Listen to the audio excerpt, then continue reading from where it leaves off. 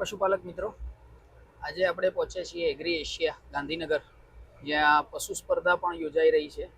સાથે સાથે ખેતી વિષયક અને પશુપાલન વિષયક સ્ટોલની પણ માહિતી મળતી હોય છે દરેક જગ્યાની અલગ અલગ.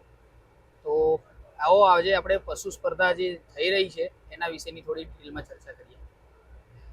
નમસ્કાર મિત્રો, તો આપણે પહોંચી ગયા છીએ DLP expo Asia agri Asia, જેમાં ગાયો ભેંસોની દૂધની કોમ્પિટિશન અને વાછરડીઓની પણ કોમ્પિટિશન અહીંયા યોજાઈ રહી છે. તો આપણે ડિટેલમાં ચર્ચા કરીશું. તો અંદર જઈએ અને ત્યાં આપણે જે ગાયો પણ આવી છે એ પણ બતાવીશું, ભેંસો પણ આવેલી છે એની પણ વિસ્તૃતમાં ચર્ચા કરીશું. અને સાથે સાથે કોઈક ગાયના ઓનર પણ મળે તો આપણે અહીંયાથી એન્ટ્રી છે, પ્રવેશ દ્વાર, જ્યાં આપણને પૂરી માહિતી મળી શકશે. તમે જોઈ શકો છો મિત્રો, અહીંયા એચએફ ગાયો, જ્યાં મિલ્કિંગ કોમ્પિટિશન છે અહીંયા, અને જેની મિલ્કિંગ કોમ્પિટિશનમાં એચએફ ગાય આવેલી છે, જેનું મિલ્કિંગ રેકોર્ડ પણ કરવાનું છે. અને સાથે સાથે આ કોમ્પિટિશનમાં ઇનામ પણ મળવાનું છે, જેથી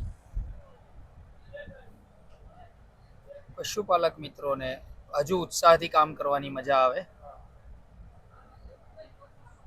તો એની અડર ક્વોલિટી જોઈ શકો છો.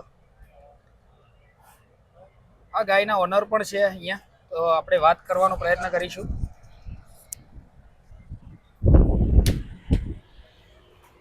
સિવાય અન્ય અલગ અલગ ક્વોલિટી વાઇઝ કીફર છે ફર્સ્ટ લેક્ટેશનની, બિલકુલ હાઇટ, બોડીમાં એની અડર ક્વોલિટી, સ્ટ્રેન્થ, લંબાઈ, ઊંચાઈ જોઈ શકો છો મિત્રો. બહુ જ ખૂબસૂરતીથી અહીંયા આવેલી છે. આ ગાયના ઓનર છે, અહીંયા વાત કરીશું. હેલો, નમસ્કાર સર. નમસ્કાર. શું નામ તમારું? ડૉક્ટર ધ્રુપલ પટેલ. ધ્રુપલભાઈ, અહીંયા તમારી કેટલી ગાયો આવેલી છે કોમ્પિટિશનમાં? આપણી ટોટલ 7 એનિમલ આવ્યા છે. 7 ગાયો એચએફ છે બધી સર? ના, 6 એચએફ છે, 1 જર્સી છે. એક જર્સી છે. સર, આપના ફાર્મનું એડ્રેસ અને નામ કોને સર? આપણે SCDM કેટલ જીનેટિક્સ, સંદેસર ખાતે છે, આણંદ. આણંદ. ઓકે સર, આપણી જોડે અહીંયા તમે પહેલી વાર આવ્યા છો આ સ્પર્ધામાં? હા, આપણે ફાર્મ જ એકચ્યુઅલી 2-3 મહિનાથી સ્ટાર્ટ કર્યું છે. ઓકે સર, આના ગાયો વિશે થોડી માહિતી આપો ને. આ ફર્સ્ટ લેક્ટેશનમાં છે, WWS ગ્રીફની વાછડી છે. ઓકે. 3rd-4th જનરેશન છે. આ આપણે બાયોફની છે. બાયોફની છે. हाँ सॉरी 40-116 वो 40-116 ની SAG की, वो जीनोमिक पार्कर की है.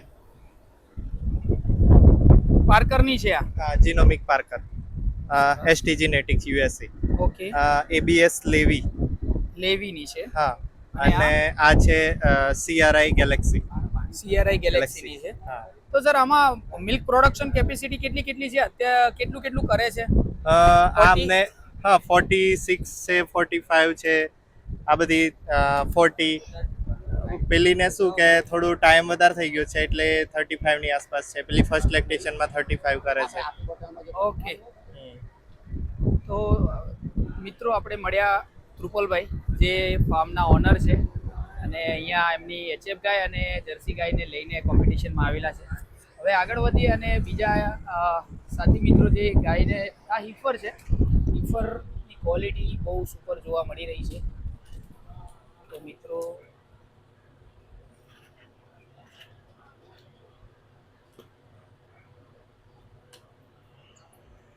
આ પણ ઓનર છે, ઓનર જોડે આપણે ચર્ચા કરીશું. સાહેબ, તમારું નામ શું છે? મારું નામ ચૌધરી બાબુભાઈ નાથાભાઈ, ગામ પામોલ, વિજાપુર તાલુકો, મહેસાણા જિલ્લો. બરાબર છે. આ જે વાછડી લાયા છો એ વાછડીનું નામ અલગ રાખ્યું છે એવું સાંભળ્યું? હા, આનું નામ સિદ્ધિ છે. સિદ્ધિ નામ છે. સરસ. જો આ સિદ્ધિ નામ આપેલું છે વાછડીનું. કેટલા મહિનાની વાછડી છે? આ 5 મહિનાની વાછડી છે. ખાલી 5 મહિનાની? 5 મહિનાની વાછડી. 5 મહિનાની વાછડીનું વજન તમે જોઈ શકો છો, 200 કિલો ઉપર છે.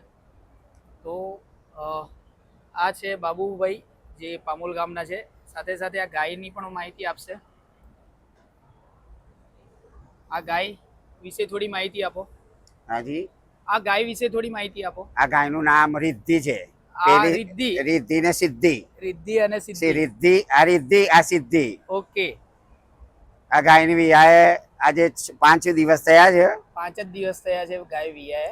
હા, કેટલું દૂધ કેપેસિટી છે આની? આની 18-19 લીટર સવારે, 18-19 લીટર સાંજે. મતલબ 38 થી 40 લીટરની હા. કેપેસિટી વાળી ગાય છે.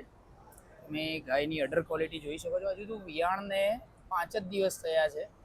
બહુ જ જોરદાર udder આજે quality 11 લીટર ને 200 ગ્રામ કાઢ્યું સવારે અહીંયા. સારું દેખાઈ રહ્યું છે મિત્રો.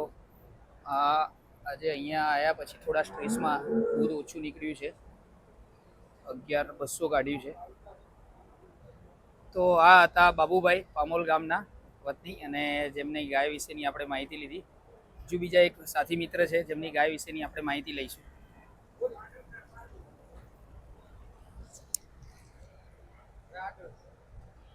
બીજી એક ગાય છે અહીંયા. નમસ્કાર મેં. નમસ્કાર. હાથમાં રાખશો તો ચાલશે. હા, સાહેબ શું નામ તમારું? ચૌધરી સુરેશભાઈ ગોવિંદભાઈ, ક્યાંથી આવ્યા સાહેબ? અહીંયા હિંમતપુરા લોધરા જોડે. સરસ.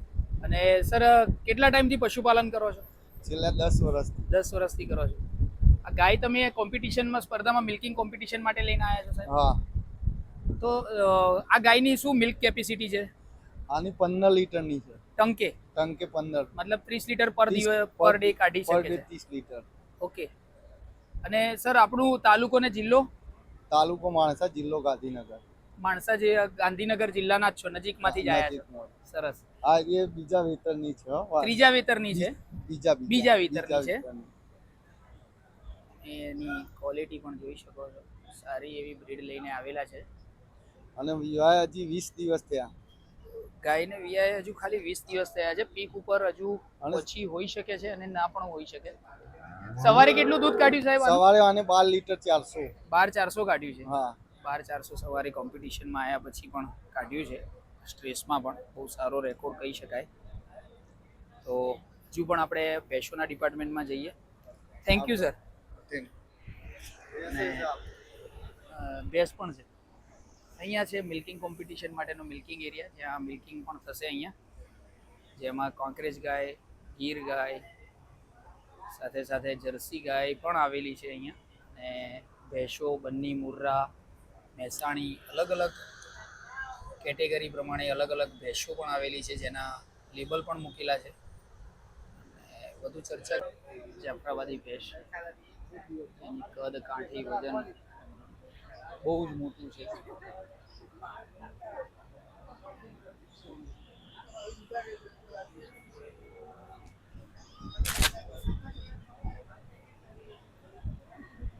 ભેંસનું વજન જ લગભગ આપણે માનીએ તો આ 1200 થી 1500 કિલોની વચ્ચેનું વજન હોઈ શકે છે. એવડી મોટી ભેંસ છે. એના પગ હાથી જેવા છે. ભેંસ પણ એવડી મોટી છે, કેમેરામાં પણ આવી અઘરી છે.